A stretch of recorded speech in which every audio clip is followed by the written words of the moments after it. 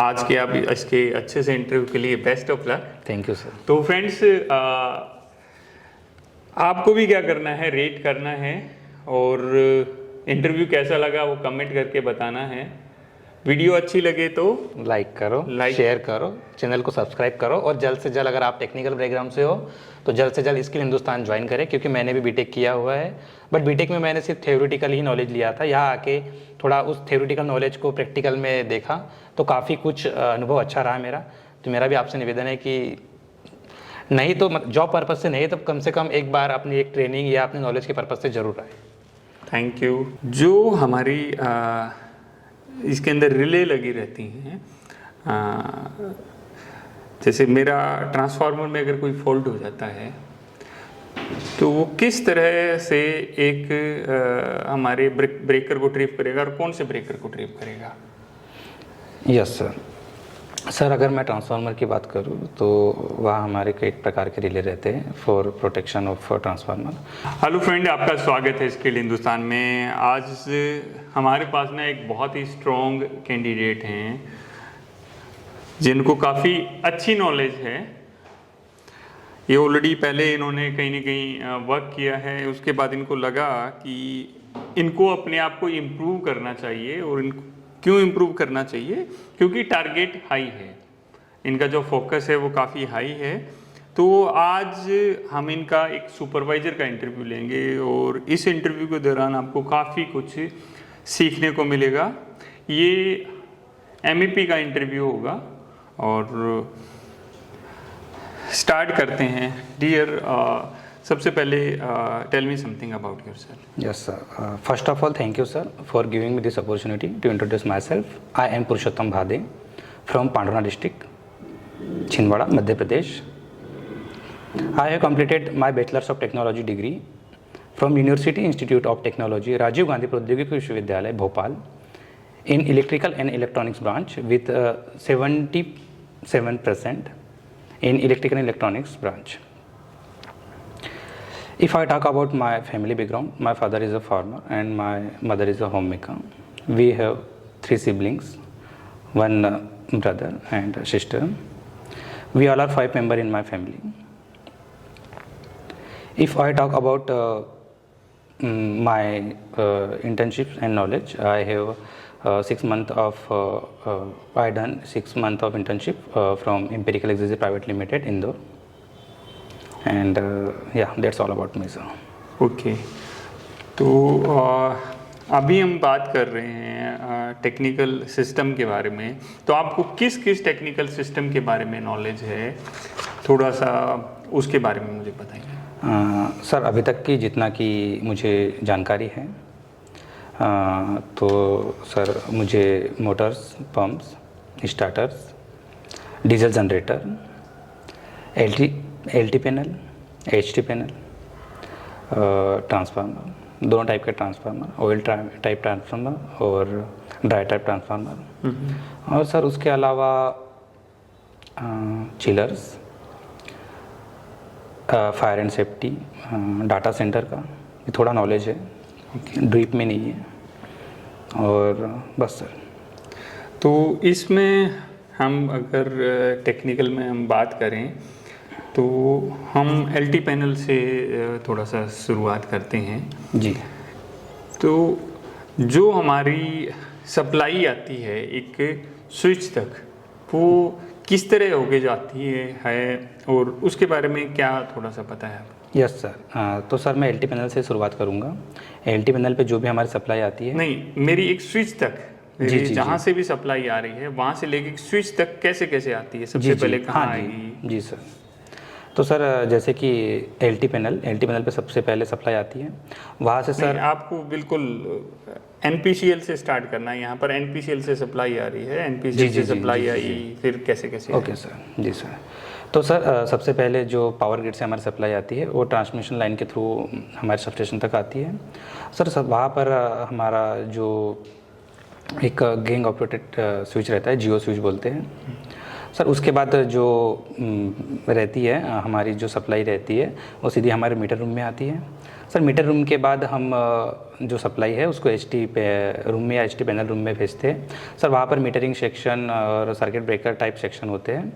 उसके बाद सर हम उसको डिस्ट्रीब्यूशन मीन्स उसको हम स्टेप मतलब डिस्ट्रीब्यूशन पर्पज़ से सामने सप्लाई करते हैं। तो सपोज़ अगर हमारे एचटी पैनल में 33 kV की सप्लाई आ रही है तो हम जाहिर सी बात है डिस्ट्रीब्यूशन के लिए हम उतना यूज़ नहीं कर सकते।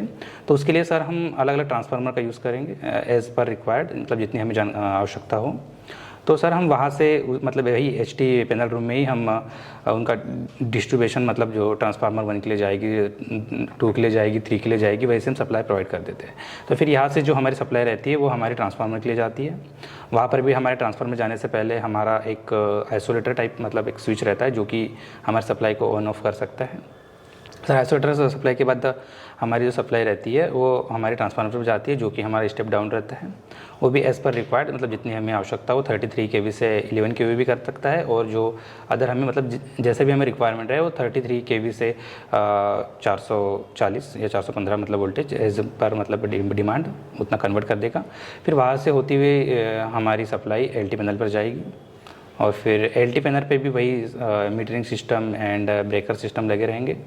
सर एलटी पैनल के बाद वहाँ हम जो भी हमारी सप्लाई है उसे हम अन्य मतलब डिस्ट्रीब्यूशन के पर्पज़ से हम उसको सामने भेजेंगे सर वहाँ पर। और एलटी रूम में हम उसके अलावा डीजी का भी उपयोग करते हैं और बस कपलर, ये सब एक कनेक्टेड रहता है। ये सब एलटी पैनल में ही मतलब हम इसको ऑपरेट करते हैं सर। फिर एलटी पैनल से जहाँ पर भी हमें डिमांड हो वहाँ से हम और डिस्ट्रीब्यूशन बोर्ड में जाती है। सपोज़ अगर हम एक मॉल की बात कर लें तो एक मॉल में हम सबसे पहले एक हमारा मेन डिस्ट्रीब्यूशन बोर्ड रहेगा जहाँ की हमारी एलटी पैनल से सप्लाई आएगी सर। उसके बाद सपोज़ हमारे मॉल में 7 फ्लोर है तो उसके लिए हम 7 सब डिस्ट्रीब्यूशन बोर्ड का यूज़ करेंगे।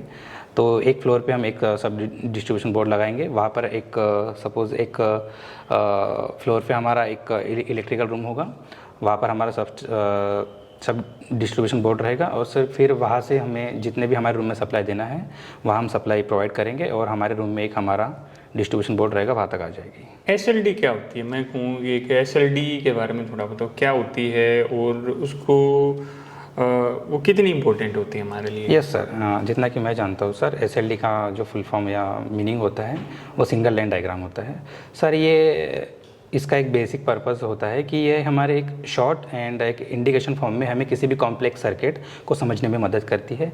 सपोज़ हम अगर एलटी पैनल की बात करें तो वहाँ एक बहुत सा कॉम्प्लेक्स वायर और मतलब अदर टाइप की मतलब बहुत सारी चीज़ें रहती है। तो हम उनको एकदम से हमें मतलब एक विजुअल इंस्पेक्शन से मतलब उसको देखना एक बहुत डिफ़िकल्टियाँ की बात हो जाती है। तो इसीलिए अगर हमारे सामने सिंगल लाइन डायग्राम होगा तो वहाँ हमें पर्टिकुलर इक्विपमेंट का एक इंडिकेशन रहेगा जिसे कि हम देख के हम पूरी वायरिंग जो भी उसके अंदर एलटी पैनल में लगी हो उसे हम अंडरस्टैंड कर सकते हैं। तो ये हमारे सिंगल लाइन डायग्राम का यूज़ होता है सर। हमने यहाँ पर एचटी से स्टार्ट किया, तो एचटी में कौन से ब्रेकर यूज किए जाते हैं? यस सर, एचटी में अगर मैं बात करूँ जितना कि मैं जानता हूँ एचटी में हम वैक्यूम सर्किट ब्रेकर का यूज़ करते हैं, सल्फर हेक्सा फ्लोराइड का यूज़ करते हैं, और एक ऑयल टाइप सर्किट ब्रेकर भी है, बट जहाँ तक कि मैं जानता हूँ उसका उपयोग कम ही करते हैं। और अगर एचटी में 11 जो हमारा वैक्यूम सर्किट ब्रेकर रहता है उसका उपयोग हम 11 kV से 33 kV तक करते हैं, और जो हमारा सल्फर हेक्सा क्लोराइड रहता है उसका यूज़ हम अबव 33 kV करते हैं सर। जो वीसीबी होती है उसको वीसीबी क्यों कहते हैं, क्या होता है? थोड़ा सा वीसीबी के बारे में बताओ। यस सर, जो हमारा वीसीबी जो रहती है वो मैंने आपको जैसे पहले बताया कि यह एक वैक्यूम सर्किट ब्रेकर है। यह हमारे जो सर्किट को क्लोज या मतलब बंद करने का या खोलने का काम करती है। तो सर इसमें जैसे भी जो भी हमारी प्रोसेस होती है ये हाई, जैसे कि मैंने पहले ही बताया कि ये 11 kV और 33 kV की रेंज के बीच में हम इसको लगाते हैं। तो सर उस टाइम पे हम जो हमारी ब्रेकिंग और मेकिंग जो कंडीशन रहती है उस टाइम पे एक बहुत ज़्यादा आर्क बोले या मतलब जैसे हम दो स्विच को जैसे अगर हम दोनों वायर को भी टच करते हो तो एक आर्क निकलती है। तो 11 kV और 33 kV एक मतलब बहुत हाई टेम्परेचर मतलब हाई वोल्टेज हो गया तो वहाँ आर्क की जो ये होगी मतलब बहुत ज़्यादा आर्क निकलेगी। तो हम उसी आर्क के मतलब प्रोटेक्शन के लिए हम वहाँ एक वैक्यूम एक ट्यूब के अंदर वैक्यूम रहता है, मतलब वैक्यूम जैसा अरेंजमेंट पूरा करते हैं। और सर जैसे वहाँ जैसे भी मेक और मतलब मेक इन और ब्रेकिंग करते हैं तो एक आग निकलती है, तो वो आग जनरेट ही नहीं हो पाती क्योंकि वहाँ वैक्यूम है सर, उसको ऑक्सीजन नहीं मिल पाती और वो बड़ा रूप नहीं ले पाती। तो एज अ सेफ्टी के लिए हम उसका यूज़ करते हैं सर। एक इसके अंदर कौन सी भाई ऑन ऑफ करने के लिए, या इसमें बेसिक पार्ट्स के बारे में बात करें तो क्या कुछ लगे रहते हैं? यस सर, अगर मैं वीसीबी के पार्ट की बात करूँ सर, तो इसमें बेसिकली एक शंट रिलीज़ होता है, एक क्लोज रिलीज़ होता है, और इसमें सर कुछ टाइप के रिलेस होते हैं। एक रहता है अपना ओवर करंट रिले, अर्थ फॉल्ट रिले, और इसमें सुपरविजन रिले भी रहता है सर। और इन सब की एक मॉनिटरिंग करने वाला एक मेन रिले, उसका एग्जैक्ट मुझे नाम याद नहीं आ रहा है। तो सर इतनी चीज़ रहती है। ओके। तो अगर मेरा एसीबी है उसको चार्ज करने की ज़रूरत क्यों पड़ती है, या एक वीसीबी है उसको चार्ज करने की ज़रूरत क्यों पड़ती है? हम कहते हैं उसको चार्ज कर रहे हैं, चार्ज करने के बाद ही वो ऑन होगा, तो चार्ज करने से क्या मतलब है? Yes sir. सर जैसा कि जो वीसीबी और एसीबी का जो काम होता है, उनका मेन जो काम होता है वो सर्किट ब्रेक करने का होता है। सर्किट ब्रेक सर इनका हम यूज़ वही कर मतलब इनका यूज़ करते हैं, तो वो थोड़ी मतलब जो वोल्टेज रहता है अपर वोल्टेज रहता है। तो इसमें जैसे कि आपने बताया कि स्प्रिंग को चार्ज करने की ज़रूरत क्यों पड़ती है, तो सर जैसे ये अगर हम सपोज़ कोई भी मतलब सर इसका एग्जैक्ट मुझे आंसर नहीं पता, मतलब थोड़ा भूल गया मैं। जी जी जी। देखो, कोई भी हमारा ब्रेकर होता है उसमें दो तरह के कॉन्टैक्ट होते हैं, एक फिक्स कॉन्टैक्ट होता है, एक मूविंग कॉन्टैक्ट होता है। जी सर। और अगर हमें जो कनेक्शन है उसको स्मूथ करना है, बेटर करना है, तो उसको में एक फोर्स की ज़रूरत रहती है जी। तो उस फोर्स को क्रिएट करने के लिए, अगर मेरा ये फिक्स कॉन्टैक्ट है, ये मूविंग कॉन्टैक्ट है, मैं इसको आराम से जाके इसके ऊपर लगा दूं, भाई ठीक है टच रहना, मैं तेरे तार से बांध दो इसको, तो क्या होगा, कहीं ना कहीं कनेक्शन गैप रहेगा। जी जी। तो और अभी मैं एक दूसरा मैकेनिज्म यूज करता हूँ। मैंने स्प्रिंग को चार्ज किया, स्प्रिंग को चार्ज करके मैंने जो मूविंग कॉन्टैक्ट है उसको पूरी पुश के, पूरी पावर के साथ में फिक्स के साथ लगा दिया, तो क्या होगा, वो स्पार्क बहुत कम हो जाएगा।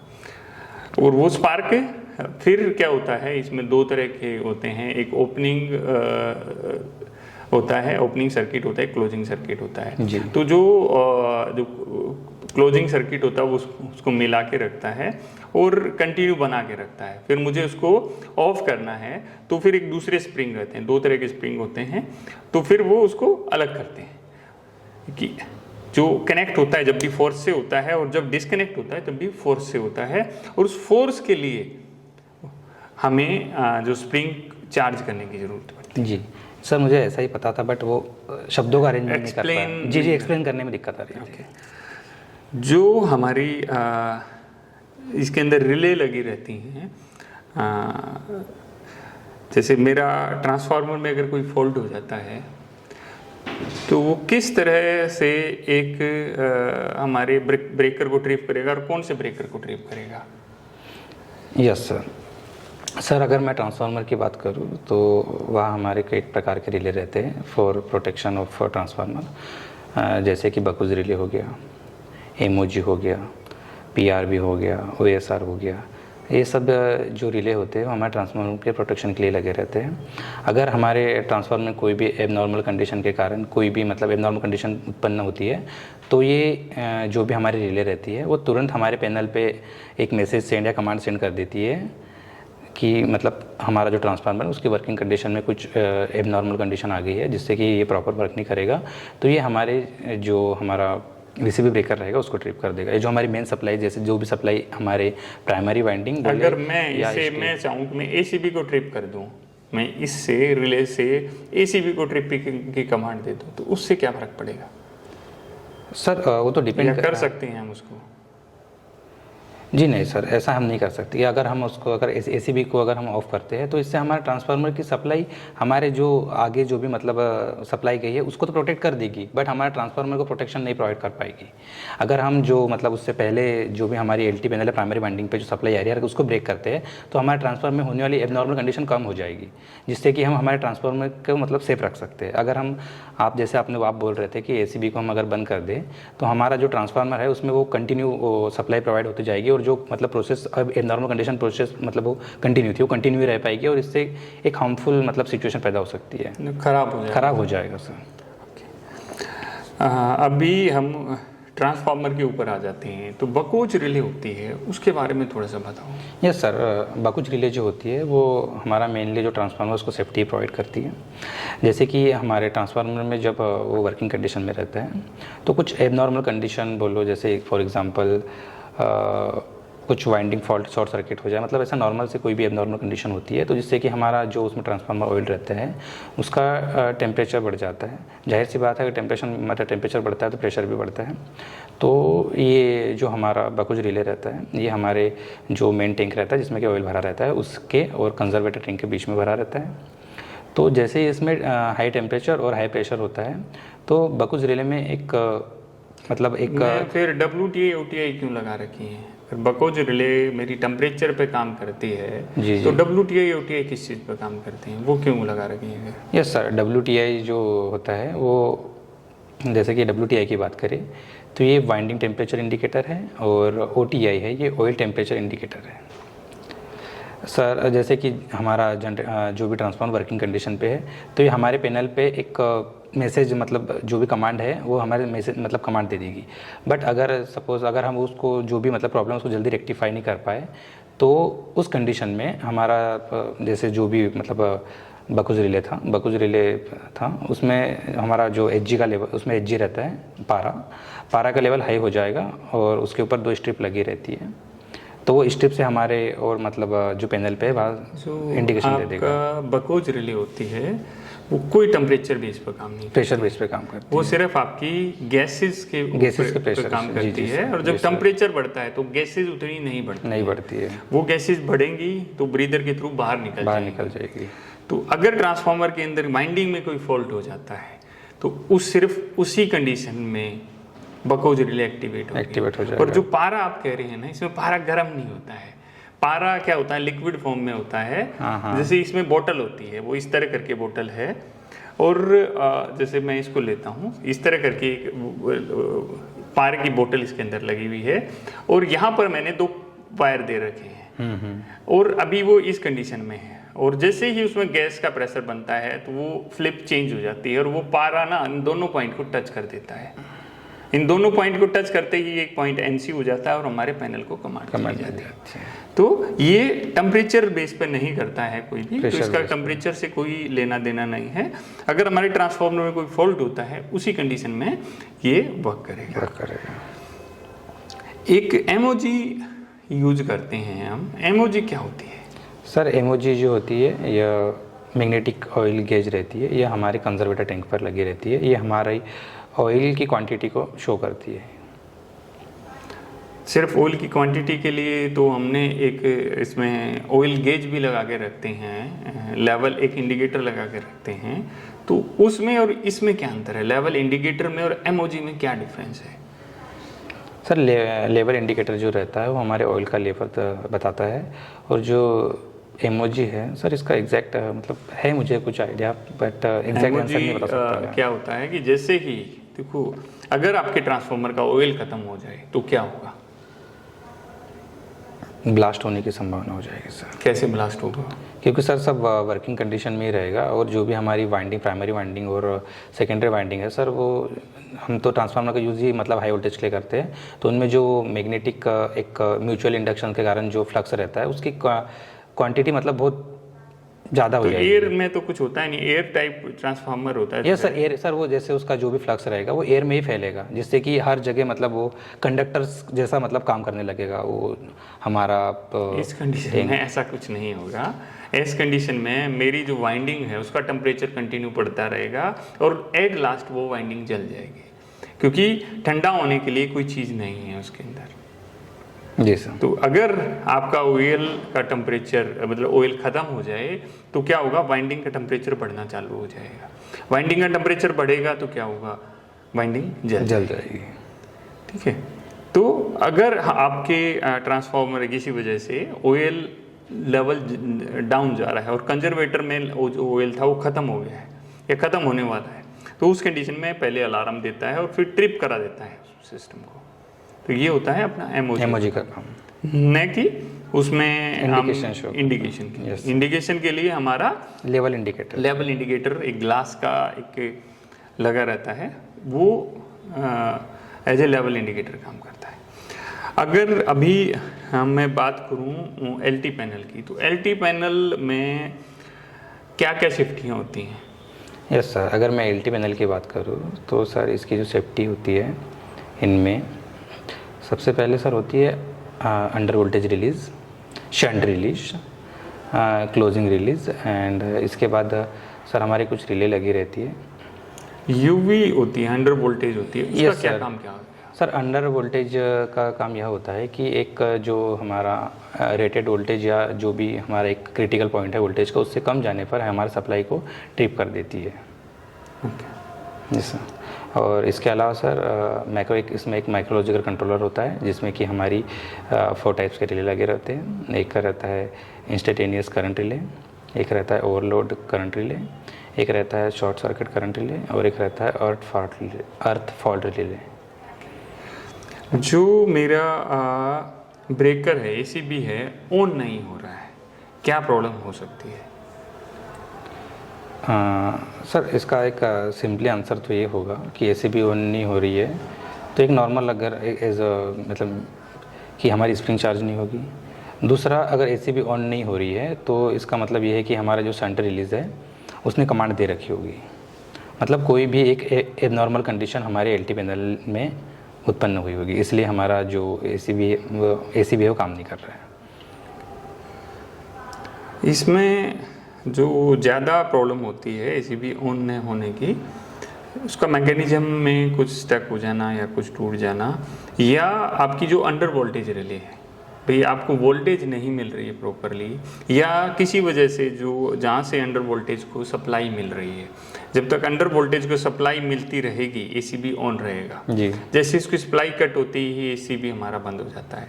तो जो प्राइमरी कंडीशन होती है स्टार्टिंग में जब एसीबी ऑन होती है, अगर आपकी यूवी एनर्जाइज नहीं है, यूवी एनर्जाइज कैसे होगी, हमारी जो पीछे से सप्लाई मिलेगी कंट्रोलिंग की उसको जी। अगर वो जो सप्लाई है वो वोल्टेज कम है पीछे से, तो उस कंडीशन में भी हमारा ब्रेकर ऑन नहीं होगा। तो सर ये सब जो सिचुएशन है ये एबनॉर्मल कंडीशन में ही आएगी ना? एबनॉर्मल कंडीशन ऐसा सिंपली। इसमें हम अपनी क्या कर सकते हैं, अगर इस तरह की कंडीशन आ जाए तो हम अपनी जो यूवी की सप्लाई को चेक कर सकते हैं, और जो मेन कंट्रोलिंग होता है, कंट्रोलिंग बॉक्स होता है, वहाँ थोड़ा देख सकते हैं कि कोई एमसीबी वगैरह ट्रिप तो नहीं है। मेरा जो ट्रांसफार्मर होता है उसमें कितनी सेफ्टियाँ लगी रहती हैं? सर ट्रांसफार्मर में कई प्रकार की सेफ्टी लगी रहती है। अगर मैं उनकी सेफ्टियों की बात करूँ तो सबसे पहले winding temperature indicator, oil temperature indicator, Buchholz relay, MOG, PRV, OSR, and और सर होती है इसमें कुछ ऑक्सिलरी सेफ्टी, एक्सपेंशन वेंट रहता है और एक सर ब्रीदर रहता है। बस। मेरा डीजल जनरेटर स्टार्ट नहीं हो रहा है, क्या प्रॉब्लम हो सकती है? सर डीजल जनरेटर स्टार्ट न होने की कई सारी प्रॉब्लम रह सकती है। अगर हमारा डीजल जनरेटर स्टार्ट नहीं हो रहा तो सबसे पहले तो मैं जो हमारा मेन ECU रहता है, मतलब जो हमारा बोर्ड पैनल रहता है, उस पर जाके देखूंगा कि मतलब कौन सी प्रॉब्लम है, उसके बाद हम रेक्टिफाई करेंगे उस प्रॉब्लम।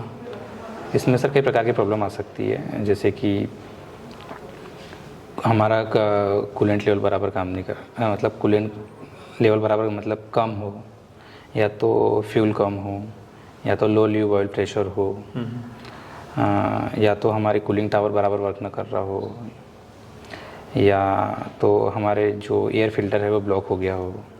देखो अगर हमारा डीजी ऑन नहीं हो रहा है, बिल्कुल बेसिक से हैं, डीजल खत्म हो गया। डीजल खत्म हो गया, कम नहीं, डीजल खत्म डीजल हो खत्म गया। हो गया, मेरी बैटरी डिस्चार्ज डिस्चार्ज हो गई, मेरा सेल्फ में प्रॉब्लम में है, problem है। मेरा जो कनेक्शन है, बैटरी कनेक्शन है वो लूज है। लूज है। तो इस तरह में ये अगर इस तरह आंसर करेंगे तो that will be correct answer, right answer. जी सर।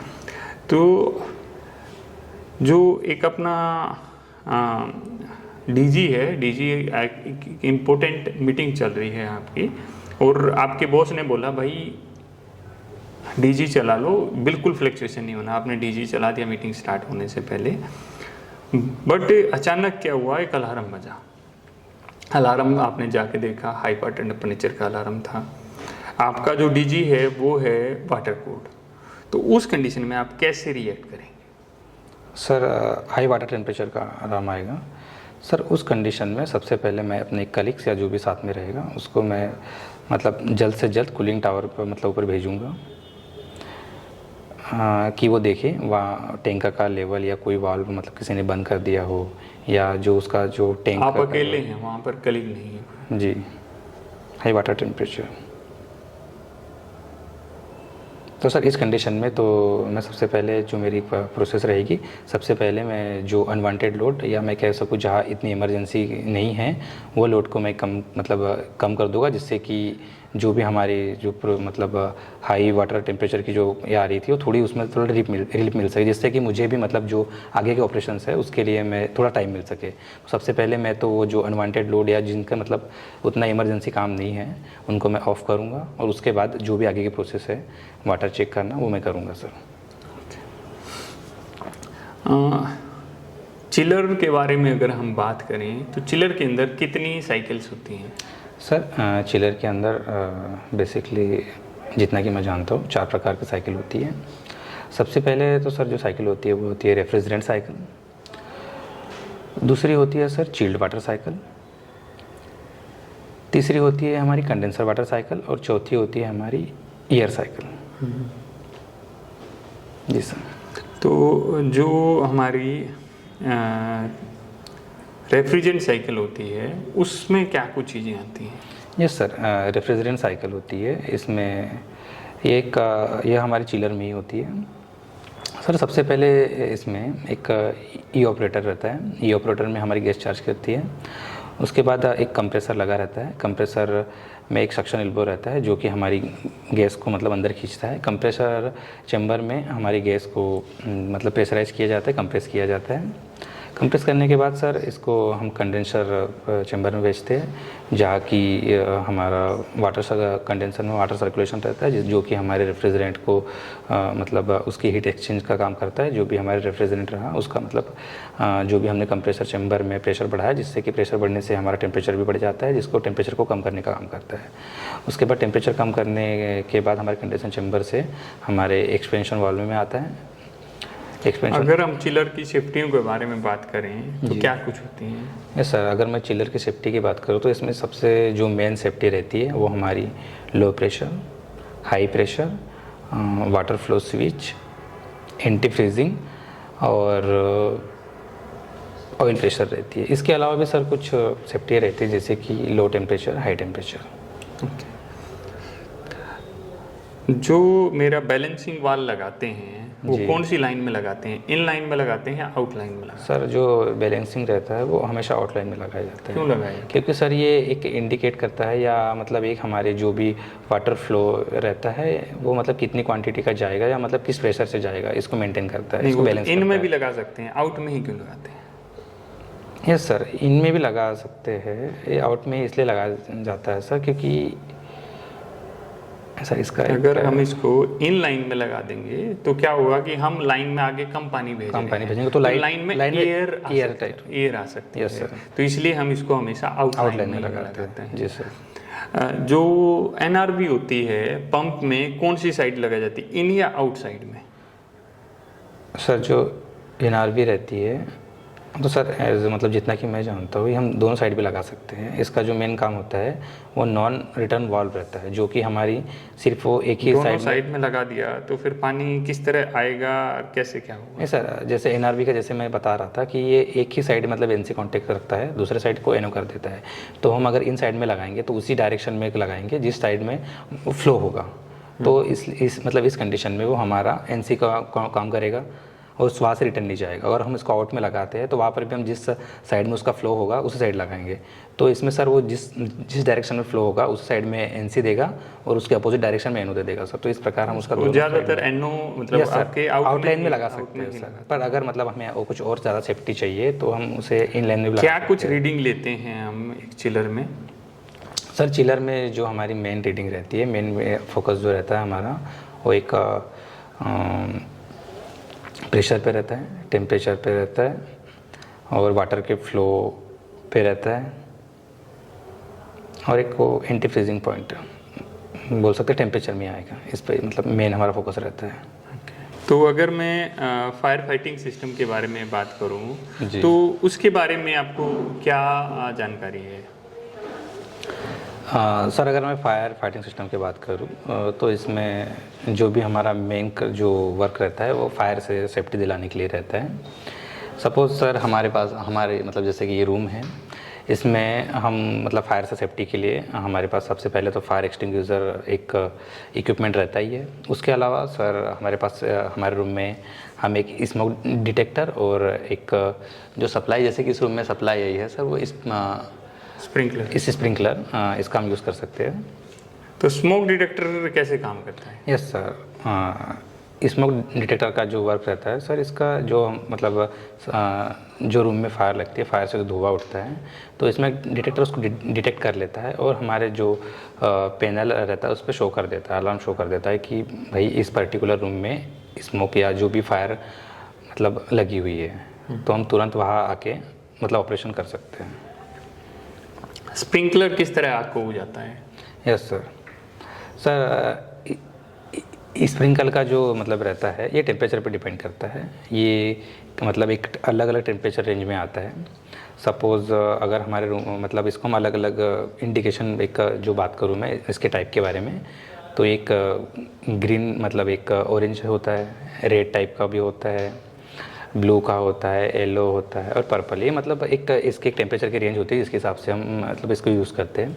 अगर मैं इस रूम की बात करूँ तो इस रूम में हमने रेड कलर का जो होगा स्प्रिंकल वो लगाया होगा, क्योंकि सर एक जो इंडिकेशन मतलब जो उनकी एक रेटेड वैल्यू होती है, तो जो रेड कलर का स्प्रिंकल रहता है वो 68 डिग्री सेल्सियस तक मतलब वर्क करता है। तो अगर इस रूम का टेम्परेचर 68 डिग्री सेल्सियस के अगर ऊपर जाने लगता है तो जो हमारा जो मैंने बताया था, जैसे कि जो रेड एक बॉटल रहती है उसके अंदर जो एक केमिकल रहता है तो उसके अंदर प्रेशर बढ़ने लगता है, जिससे कि वो ओपन होके हमारा स्प्रिंकल को ऑन कर देता है और स्प्रिंकल जो हमारा बढ़ा हुआ टेम्परेचर रहता है उसको घटाने की कोशिश करता है। तो स्प्रिंकलर हैं, कितनी तरह के स्प्रिंकलर यूज किए जाते हैं? हाँ सर, जो स्प्रिंकलर रहते हैं इसके बारे में मुझे थोड़ा मतलब उतना पता नहीं है कंफर्म। तो फ्रेंड, जो आपका आज इंटरव्यू हुआ है वो लोअर काफ़ी अच्छा है जी। और जो लोग देख रहे हैं भाई, आपको भी क्या करना है ना कि 100 में से इसको रेट करना है कि आप कितना रेट करना चाहेंगे। मैं इसको 85 to 90 तक मैं रेट करता हूँ, जो कि एक अच्छा स्कोर है और ये सिलेक्शन का स्कोर होता है जी। अगर 100% है, आप सुपरवाइज़र के इंटरव्यू के लिए आए हैं, आपने 100% या 110 उसको दे दिया है, तो उसका मतलब है कि आप इस पोजीशन के लायक नहीं हैं। मैं सोचूंगा भाई मेरे पास इंजीनियर की कोई ओपनिंग है तो मैं वहाँ पर आपको ऐड ऑन करूँ। जी सर। तो अभी आपको एज ए कुछ दिन के लिए एज ए सुपरवाइज़र ही वर्क करना है और अपने आप ही फिर आप जहाँ पर वर्क कर रहे हैं वही आपको एज ए इंजीनियर बहुत जल्दी आपको कॉल अप कर लेगा। जी सर। क्योंकि जो दो चीज़ें होती हैं कि आंसर तो दोस्त हर कोई देता है, आंसर तो हर कोई देता है, बट एक सिस्टमेटिक ढंग से आंसर देना, एक कॉन्फिडेंस के साथ आंसर देना, दैट इज़ सो इम्पोर्टेंट। जी सर। वही हमें आगे बढ़ने के लिए या हमें हमारे आगे वाले स्टेप को ओपन करता है। तो दैट इज़ सो गुड कि आपके अंदर कॉन्फिडेंस काफ़ी अच्छा है। जी सर। और जो आंसर दिए वो भी काफ़ी सिस्टमेटिक और जो स्टेप होते हैं उसी स्टेप्स के हिसाब से आपने दिए। जी सर। इसमें थोड़ा सा जो 15% है या 25% और इम्प्रूवमेंट कर देंगे तो समझो कि आप सीधे इंजीनियर लेवल पे इंटरव्यू क्रैक कर सकते हैं। जी सर। तो आज के आप इसके अच्छे से इंटरव्यू के लिए best of luck. Thank you sir. तो फ्रेंड्स, आपको भी क्या करना है, रेट करना है और इंटरव्यू कैसा लगा वो कमेंट करके बताना है। वीडियो अच्छी लगे तो लाइक करो, लाइक शेयर करो, चैनल को सब्सक्राइब करो और जल्द से जल्द अगर आप टेक्निकल बैकग्राउंड से हो तो जल्द से जल्द स्किल हिंदुस्तान ज्वाइन करें, क्योंकि मैंने भी बीटेक किया हुआ है। बट बीटेक में मैंने सिर्फ थ्योरेटिकल ही नॉलेज लिया था। यहाँ आके थोड़ा उस थ्योरेटिकल नॉलेज को प्रैक्टिकल में देखा तो काफ़ी कुछ अनुभव अच्छा रहा मेरा। तो मेरा भी आपसे निवेदन है कि नहीं तो जॉब पर्पज़ से नहीं तो कम से कम एक बार अपनी एक ट्रेनिंग या अपने नॉलेज के पर्पज़ से ज़रूर आए। Thank you. मिलते हैं फ्रेंड्स। जय हिंद, जय Hindustan. Thank you. Thank you sir.